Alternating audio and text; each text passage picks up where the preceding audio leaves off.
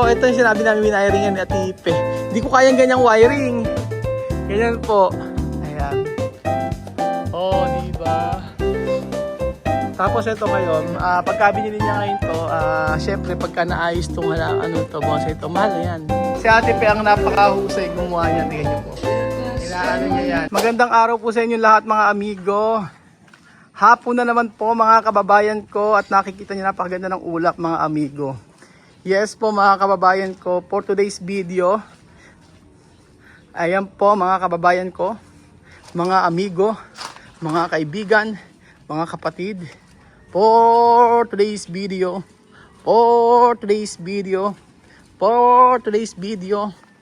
nabwisit na kayo. For today's video mga amigo, may papakita po ako sa inyo. Ano po ba ang ayan, nakakalungkot? Itong pinakamalungkot na araw sa napakalungkot na araw nito. Kasi hanggang ngayong week na lang po matatapos na sila at napamahal sa atin yung mga manggagawa natin. Sabi ko nga, pahinga muna sila. Pahinga muna sila ngayong araw po mga kababayan ko, kaya papakita ko po yung natapos sa inyo at talaga naman sabi ko nga po sa inyo ay 99.9% tapos na sa loob halos lahat, kumpleto lang. Ako na lang cabinet at saka kortina. So ngayon, eto mga amigo ang natapos. At kahit sa labas po, maghapon po ako, alam niyo pong ginawa namin, nagbonsai lang ako kasama si Ate Lynn at si Ate Pe. So ngayong araw, eto papakita ko sa inyo sa ang mga natapos. Ganyan po. Charan! Bukas, last day, halos na mga magpaplatada. Tapos may maiwan dito siguro dito, magpipintura na lang. So eto, hindi pa. Oo, last day siguro ng magpaplatada rito. Kakayanin na nila yan. Oo, ito yung pinakamalungkot na araw pagka natapos na sila mga amigo. Kasi wala silang gagawin, so lipat na sila. So eto po mga amigo, ang ating daanan papunta sa ating take note mga amigo, maglalagay tayo ng gate dito ha, gate. So may magpipintura, may maiiwan na dito mga amigo. So ayan po mga kababayan ko, ang ganda talaga ng ating daanan papunta sa ating bahay. So isa-isayin natin mga kababayan ko yung natapos mga amigo. Grabe yung challenge ko yung araw, talagang naghalaman lang kami. Napakahirap mag-bonsai, pero talagang bonsai is a form of art na kung saan ay tama ba? Art kasi siya. Kailangan artistic ka, kailangan talaga meron kang pagmamahal at gusto mo talaga yung ginagawa mo sa pagbo-bonsai.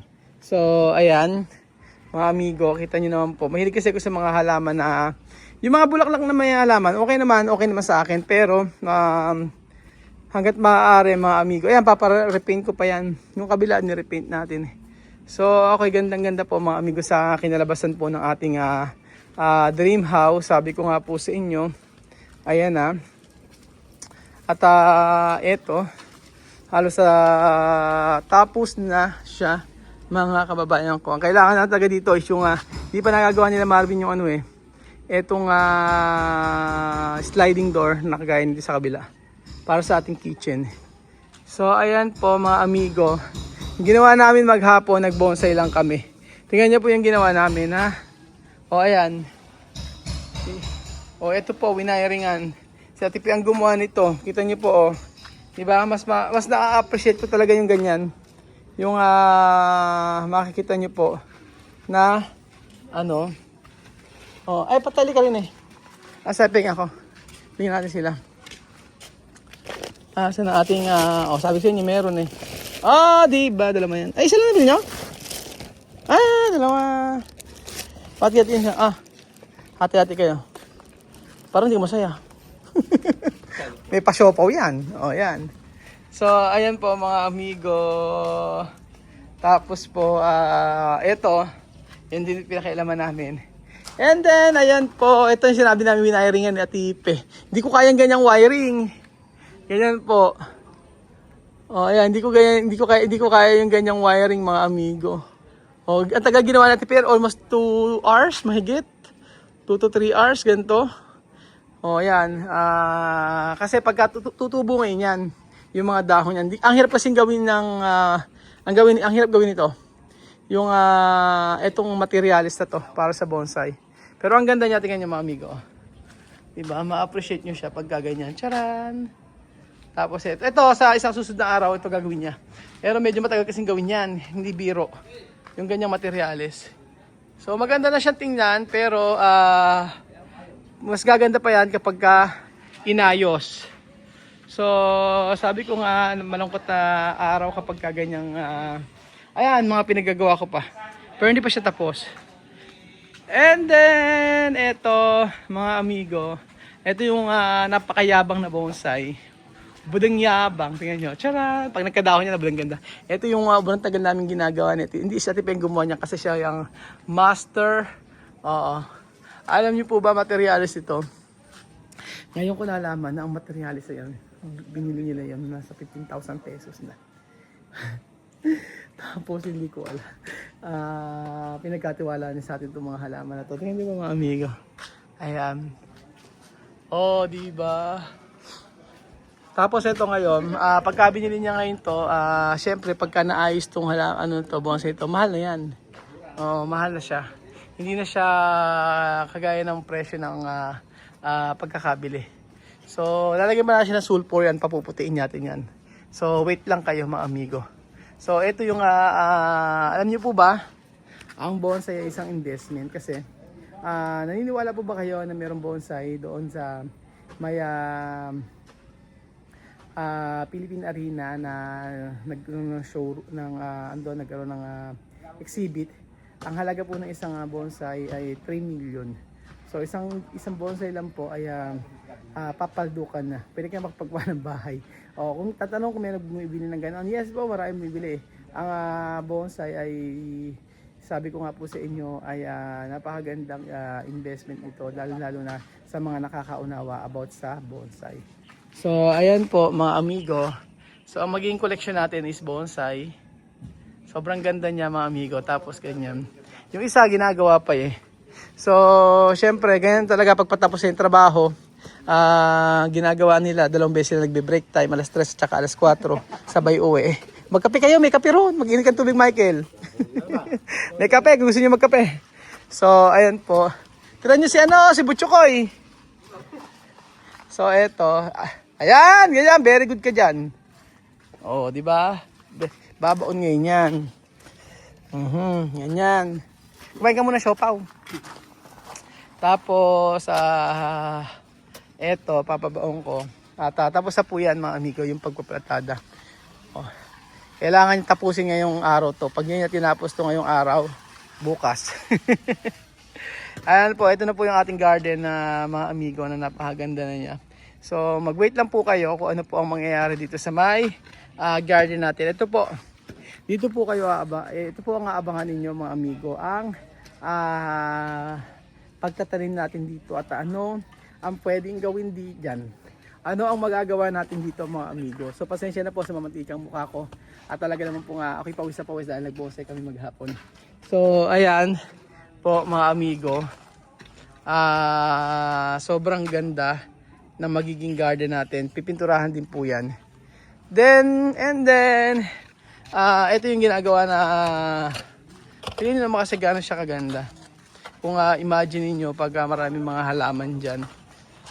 Tapos ganyan yung ating bahay na pinagawa. So talagang dream house po siya mga amigo. At eto na. Marami pa tayong gagawin dito. Marami pa kayong makikita about sa ating dream house. Sabi ko nga po sa inyo, hindi natatapos ang araw na ito. Ha? Pakainin nyo. Tapos, ayan.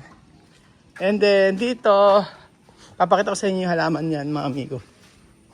Para makita nyo po. Pakainin sa kanila. So, ayan po, mga amigo. Magbirenda muna kayo. Ayan na siya. Di ba? Ayan ang dalawang master ng bonsai. Kumain muna kayo. Ewan ko lang paano nila bubuhatin. Kaya na kayo. Ay, Kumain na kayo. May pagin sa ano. Kain tayo, sige. May nakakagutom. Ang ganda na pagkakagas. Si Ate Pe ang napakahusay gumawa niya. Tingnan niyo po. Inaano niya yan. Ayan. Sila nga parang tinuturing natin na family. I'm so thankful. Kaya papasalamat ako kay Tita Mariton. Alam niyo po ba na si Lara po ay napakatalinong bata na kung saan ay ginawa niyang scholar. So every month, ang kasensya siya ng money para sa pag-aaral ni Lara na hindi naman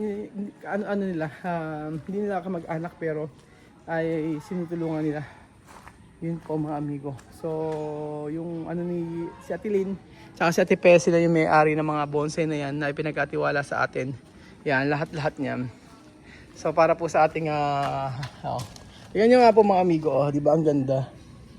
Yan siya. Ma-appreciate mo siya. Oo. Pagka ganyan ang kuha, di ba mga amigo, di ba ang ganda? Para kang parang nasa ibang bansa. Eto pa, halimbawa ganito, kuha dito sa part na to. Ayan, di ba ganyan? Ayan. Di ba ang ganda, 1 2 3 chang. Ma-appreciate mo siya pagka ganyan siya. Ganyan po. So, eto na. Tapos ito pa, mga amigo, gaganyan. Tapos nakaganyan ang kuha. Diba sobrang ganda po niya? Diba? Ayan, kahit nga lang ito, itong halaman na to. Ayan. Tapos may kuhang ganyan, Diba? Sobrang ganda. Iba po talaga yung nagagawa ng maraming halaman. So, eto ginawa ko. Ayan. Forest ang tawag dyan. Na hindi pa naman naaayos mabuti. Pero, pagagandahin natin yan. Ayan. So, ito yung mga na-wiringan. Lagyan ng wire. Ang ganda rin yan. Pagkaganyan. Yan. Di ba ma-appreciate mo mga amigo? Ang bonsai kapag kaganyang ayan. So, ano pang inaantay ninyo mga amigo? Pumunta na kayo sa Casa Guiñana Private Resort at sa Casa Pilipina para po makita nyo naman po yung ating pinaghirapang bahay. Don't worry, lahat kayo i-entertain ko kung gusto pumunta rito at makipagkwentuhan ako. So, kayo mga subscriber ko, love ko kayong lahat. Magalit man yung iba sa akin, may nambabash man sa akin, hindi nyo man ako gusto, pero love ko kayo, maniwala kayo sa akin. At kahit na ano pa mang sabihin niyo, ganun talaga ang buhay. Hindi ko kayang ibigay lahat ng gusto ninyo mga amigo. But ang kaya ko lang ibigay sa inyo ay magawa ng video at ipakita sa inyo na like dito sa bahay na pinagawa natin. Walang imposible. Kung ako makapagpagawa ng ganito kalaking bahay, ay kaya nyo rin po. So there's a perfect time for everything.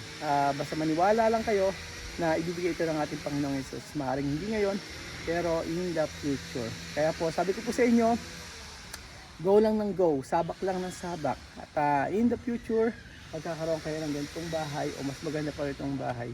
So, thank you so much po mga kababayan ko, mga amigo at aking mga minamahal na subscriber. Salamat po at gusto ko i-encourage kayong lahat na mag-pray at laging abutin yung ating goal sa buhay. Dahil pag may goal ka sa buhay, posibilidad na ito ay mangyari. So, work tayo mga amigo at maraming salamat po. At God bless mga amigo. So, abangan nyo ang mga susunod natin gagawin dito sa ating private resort at sa ating dream house. So, thank you so much po at God bless mga amigo. Ayan na, malapit na talagang matapos ang ating pangarap na bahay. Konting kembot na lang mga amigo at ilang araw na lamang tapos na ang ating pangarap na bahay. Salamat po at see you tomorrow mga amigo sa ating panibagong vlog.